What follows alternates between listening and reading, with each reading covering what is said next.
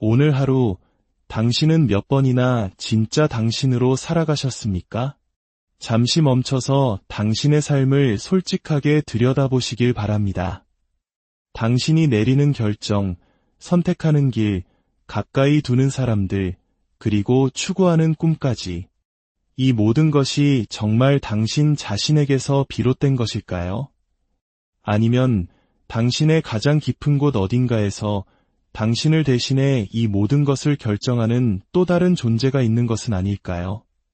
저는 가족이나 사회, 문화와 같은 외부의 영향을 말하는 것이 아닙니다. 훨씬 더 내밀하고 조용하며 당신의 마음 바로 그 안에서 살아 숨쉬는 무언가에 대해 이야기하고 있습니다. 인간 마음의 심해를 탐험했던 위대한 심리학자 칼 융은 우리가 자아라고 부르는 것의 상당 부분이 사실은 환상, 즉 하나의 거대한 가면에 불과하다고 믿었습니다.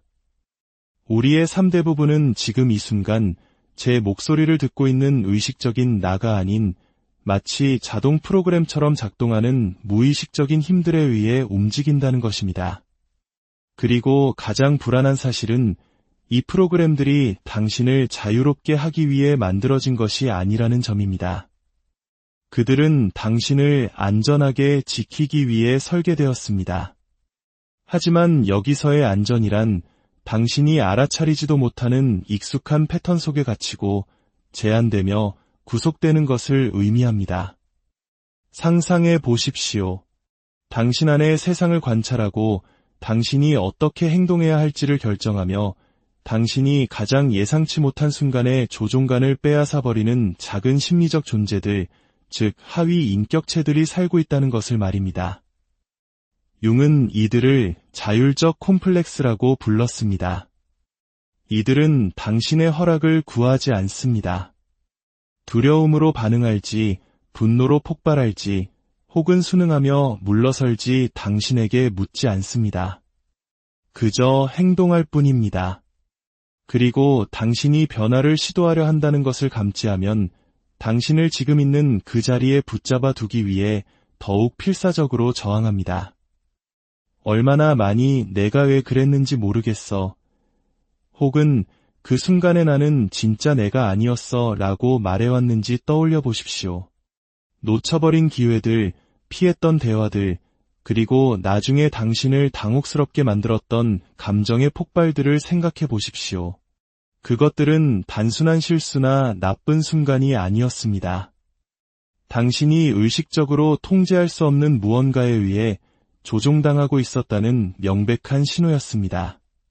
그리고 여기서 이야기는 더욱 깊고 어두운 곳으로 향합니다. 융은 이 무의식의 힘들이 개별적으로 움직이지 않는다는 사실을 발견했습니다.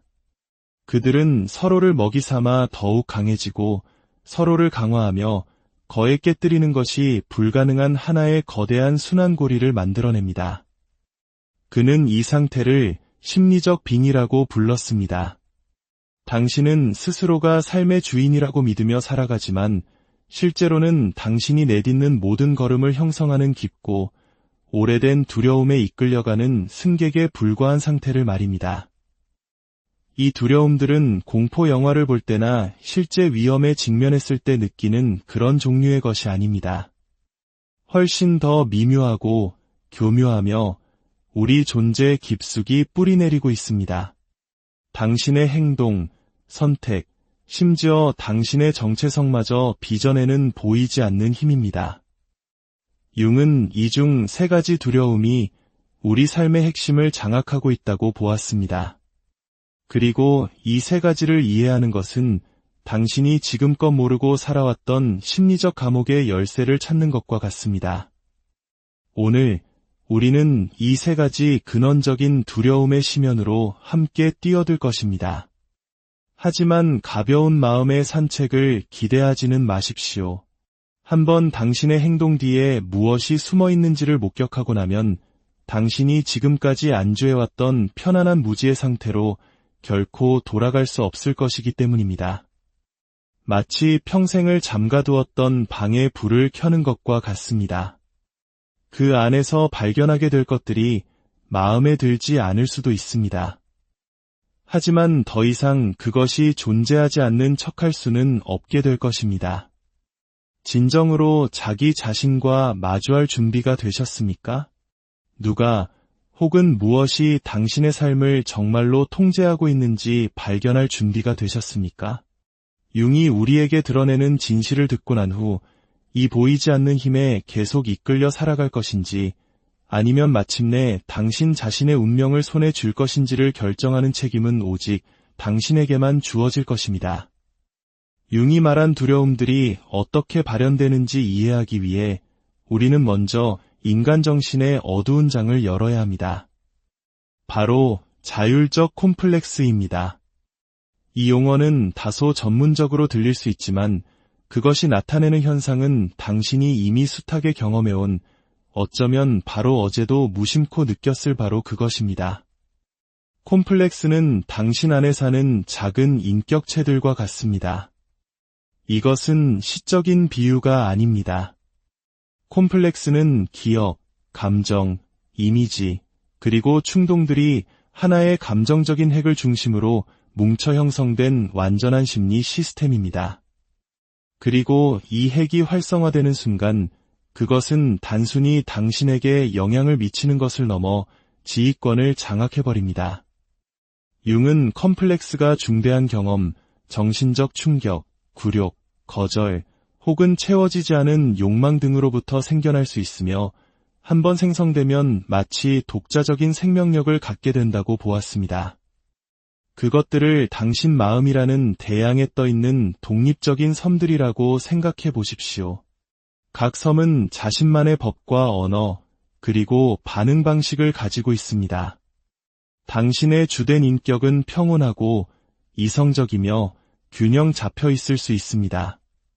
하지만 특정 컴플렉스가 자극되는 순간 그 나는 일시적으로 완전히 다른 방식으로 반응하는 또 다른 나에게 자리를 내어줍니다.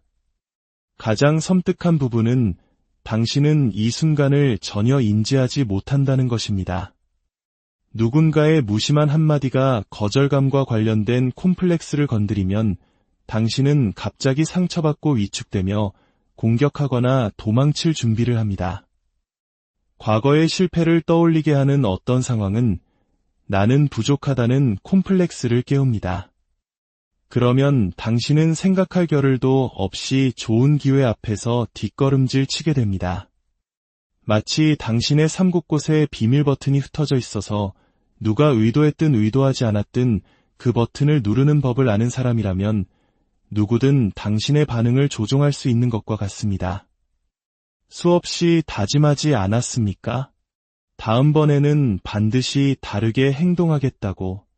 하지만 똑같은 상황이 반복되었을 때 당신은 정확히 똑같은 패턴에 빠져들고 말았습니다. 이것은 의지력 부족이 아닙니다.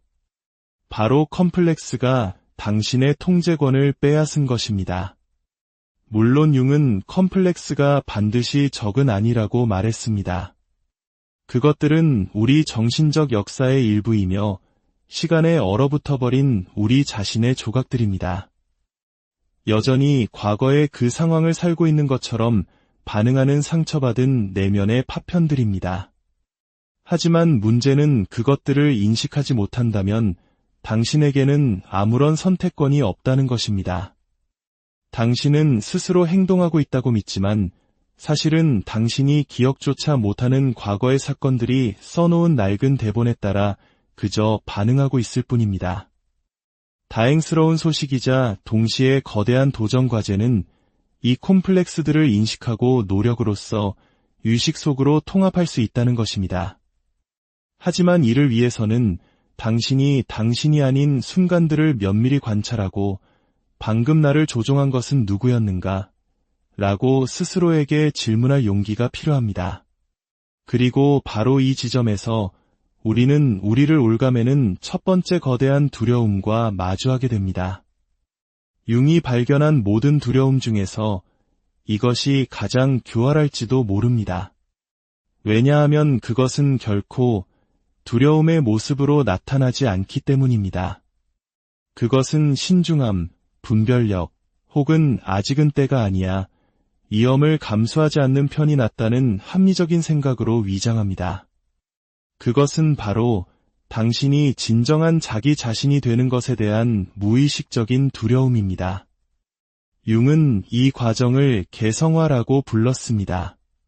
당신의 진정한 본질, 즉 자기를 발견하고 그에 따라 살아가는 여정입니다.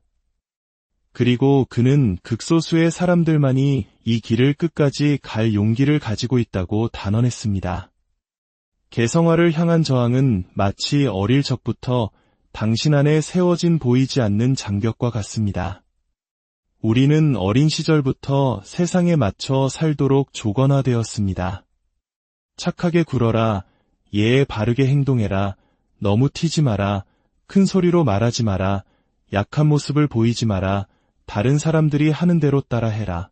사회, 가족, 학교, 이 모든 것이 사회가 수용할 수 있고 예측 가능하며 안전한 정체성을 형성하는 데 기여합니다.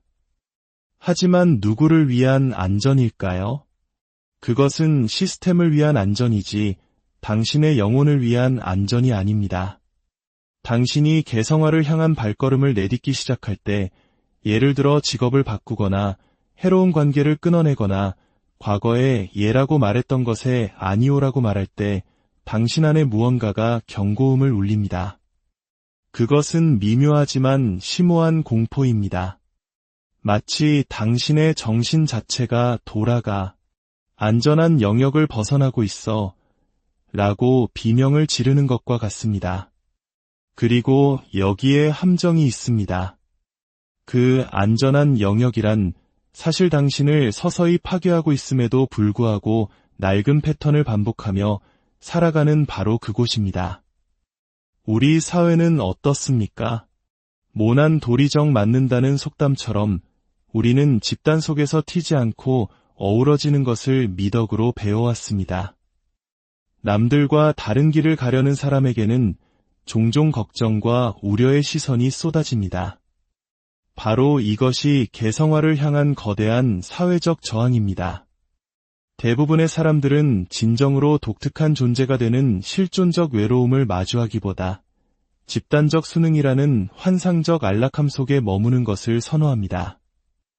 자신의 삶을 온전히 책임진다는 것은 변명을 포기하는 것을 의미하기 때문입니다. 더 이상 다른 사람이나 운 혹은 환경을 탓할 수 없게 되는 것입니다. 이는 자신의 존재에 대한 완전한 책임을 스스로 짊어지는 것입니다. 그리고 이 무게, 이 절대적인 자유는 많은 사람들에게 감당하기 어려운 것입니다. 이것이 당신의 삶을 지배하는 두 번째 거대한 두려움입니다. 바로 페르소나라는 감옥 뒤에 숨으려는 두려움입니다. 세상에서 살아남기 위해 우리 모두는 아주 어릴 때부터 가면을 쓰는 법을 배웁니다. 융이 페르소나라고 부른 이 가면들은 반드시 거짓말은 아닙니다. 그것들은 사회적 기대에 부응하기 위해 만들어진 우리 자신의 여러 버전들입니다. 직장에서 보여주는 나, 가족에게 보여주는 나, 친구들에게 보여주는 나, 심지어 거울 속 자신을 볼 때 보여주는 나 자신입니다. 페르소나는 유용합니다. 그것은 우리를 직접적인 비판으로부터 보호하고 완전히 솔직했을 때 거절이나 갈등을 낳을 수 있는 상황을 헤쳐나갈 수 있도록 돕는 사회적 의복과 같습니다. 하지만 이 유용함에는 매우 높은 대가가 따릅니다. 시간이 지남에 따라 우리는 가면과 얼굴을 혼동하기 시작합니다. 어디까지가 연기이고 어디부터가 본질인지 잊어버리는 것입니다. 페르소나는 단지 도구가 아니라 감옥이 됩니다. 너무 오랫동안 한 역할을 연기하며 살아서 어느 날 그 역할밖에 자신이 누구였는지 더 이상 기억할 수 없게 되는 것을 상상해 보십시오. 거절당하거나 비판받거나 고립될 것에 대한 두려움은 우리를 숨막히게 할 때조차도 그 가면을 얼굴에 단단히 붙들고 있게 만듭니다. 우리는 우리의 진정한 본성이 틈새로 새어나올 수 있는 상황들을 피하기 시작합니다. 분란을 일으키지 않을 단어를 고르고 논쟁을 만들지 않을 의견을 내며 의심의 눈초리를 받지 않을 행동을 합니다. 그리고 마음 깊은 곳에서 우리는 스스로를 배신하고 있다는 것을 압니다. 가면 뒤에 숨는 것은 결국 개성화를 향한 저항과 손을 잡고 우리 안의 자율적 콤플렉스들에게 더 많은 힘을 실어주는 행위입니다. 가면은 관객들이 진실을 보지 못하도록 연극을 계속 이어나가기 때문입니다. 하지만 이 모든 메커니즘 뒤에는 훨씬 더 불안한 진실이 있습니다. 이 힘들이 어떻게 하나로 뭉쳐 융이 심리적 빙이라고 불렀던 상태를 만들어내는지 말입니다. 이것은 단순히 가면을 쓰거나 두려움에 굴복하는 수준의 문제가 아닙니다. 당신의 정신의 모든 조각들이 공모하여 당신이 당신의 것이 아닌 삶을 계속 살아가도록 보장하는 거대한 시스템에 관한 이야기입니다. 지금까지 우리는 세 가지 개별적인 힘에 대해 이야기했습니다. 자율적 콤플렉스, 개성화를 향한 저항, 그리고 페르소나라는 감옥. 이들 각각은 당신의 삶을 제한하기에 충분히 강력합니다. 하지만 융은 훨씬 더 충격적인 것을 관찰했습니다. 그들은 결코 혼자 행동하지 않는다는 것입니다. 그들은 서로 얽히고 동맹을 맺고 서로를 양분 삼아 당신을 지금 있는 바로 그 자리에 꼼짝 못하게 묶어두는 하나의 거대한 시스템을 창조합니다. 이렇게 생각해 보십시오. 어떤 감정적인 신호, 예를 들어 비판이나 고통스러운 기억, 혹은 예상치 못한 도전이 당신의 콤플렉스를 자극합니다. 에너지와 기억으로 가득 찬 이 컴플렉스가 통제권을 장악하고 당신의 반응을 지시합니다. 하지만 당신이 무슨 일이 일어났는지 깨닫기도 전에 페르소나가 즉시 개입하여 그 반응이 당신에 대해 너무 많은 것을 드러내지 않도록 포장합니다. 당신의 자세, 말투, 목소리 톤을 재조정하여 다른 사람들 눈에는 모든 것이 정상적으로 보이게 만듭니다. 만약 당신이 이 흐름에 저항하고 다르게 행동하려고 시도하면 개성화를 향한 저항이 그러지 마, 위험해, 후회하게 될 거야 라고 속삭이는 목소리로 나타납니다. 이 순환이 바로 융이 심리적 빙의라고 부른 상태를 만듭니다. 이것은 초자연적인 의미의 빙의가 아니라 당신의 의식이 말 그대로 당신의 통제하에 있지 않은 심리적 내용물들에게 점령당했다는 의미입니다. 그 순간 당신은 삶을 사는 것이 아니라 삶을 살아내어지고 있는 것입니다. 당신이 내리는 결정, 관계 맺는 사람들, 받아들이거나 거절하는 기회들, 이 모든 것이 오직 하나의 목표, 즉 내부의 현상 유지를 보존하려는 이 힘들의 필터를 거치게 됩니다.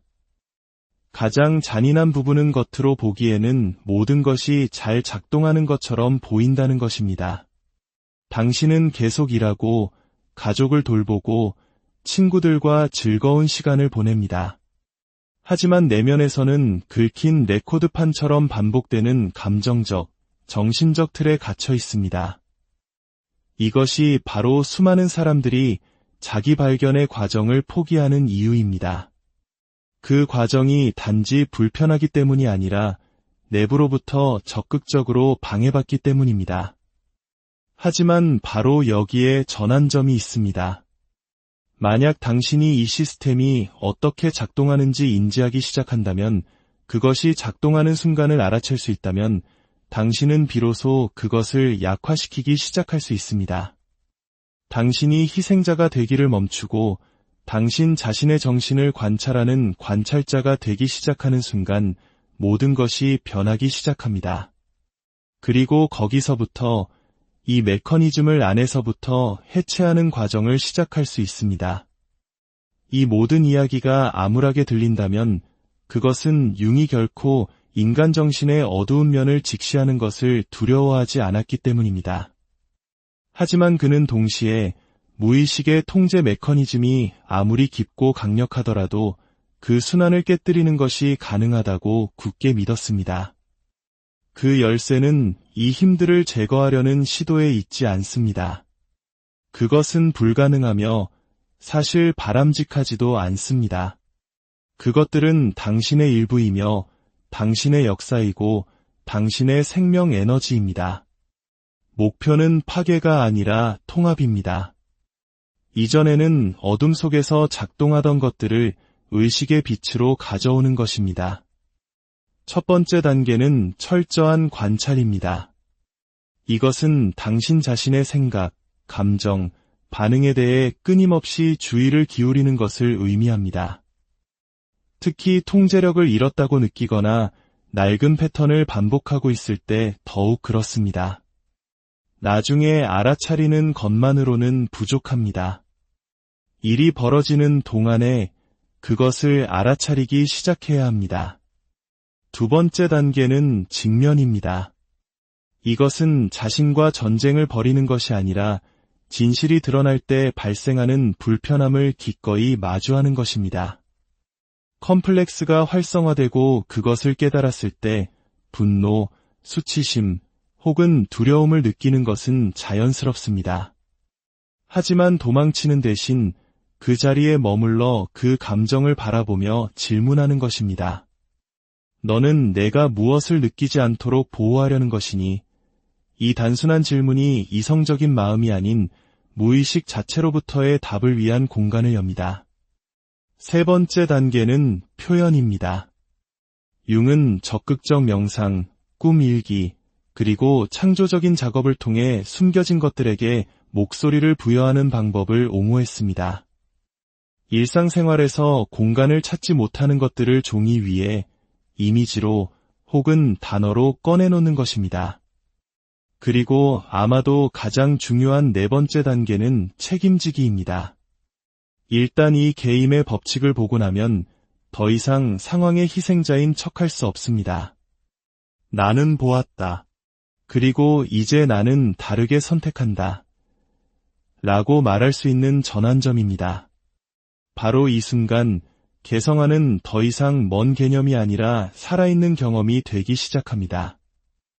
이 순환을 깨뜨린다는 것이 당신이 다시는 콤플렉스나 페르소나 혹은 내면의 저항에 영향을 받지 않게 된다는 의미는 아닙니다.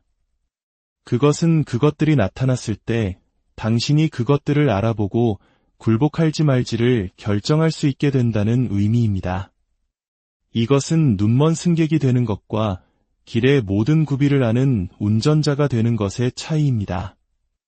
만약 당신이 여기까지 오셨다면 그것은 어떤 차원에서든 당신이 우리가 논의한 이것은 바로 당신에 관한 이야기입니다. 통제력을 잃었다고 느꼈던 순간들, 다르게 하겠다고 맹세했지만 같은 패턴을 반복하던 시간들, 설명할 수 없는 선택들과 놓쳐버린 기회들에 관한 이야기입니다. 융이 우리에게 가르치는 것은 듣기 힘든 진실입니다. 당신이 이 콤플렉스들을 빛으로 가져오지 않는 한, 개성화를 향한 저항에 맞서지 않는 한, 페르소나 안에 갇혀있는 한, 당신은 당신의 것이 아닌 역할을 연기하며 살게 될 것입니다. 하지만 그 누구도 당신에게서 빼앗을 수 없는 것이 있습니다. 바로 알아차림의 능력입니다. 당신이 그 메커니즘을 보기 시작하는 순간부터 그것은 더 이상 이전과 같은 방식으로 작동하지 않습니다. 마치 지하실에 불을 켜는 순간 한때 거대한 괴물처럼 보였던 형체들이 그것들의 진짜 모습, 즉 시간에 갇혀버린 당신의 일부라는 것을 드러내는 것과 같습니다. 그들은 부정해야 할 대상이 아니라 통합되어야 할 당신의 조각들입니다. 이 여정은 결코 약한 자들을 위한 것이 아닙니다. 불편함에 맞설 용기, 관찰을 지속할 훈련, 그리고 무엇보다도 온전한 자기 자신이 되려는 의지를 요구합니다.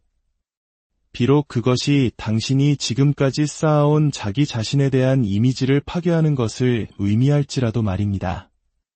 이제 이야기가 끝나기 전에 잠시 멈춰 스스로에게 질문해 보십시오. 우리가 탐험한 세 가지 힘 중에서 지금 이 순간 당신의 삶에 가장 크게 울림을 주는 것은 무엇입니까? 당신도 모르게 당신을 지배하는 콤플렉스입니까? 더 진정한 길을 따르는 것을 막는 조용한 저항입니까? 아니면 벗어던질 용기가 없는 페르소나라는 가면입니까? 당신의 성찰과 용기 있는 여정을 응원하며 다음 이야기에서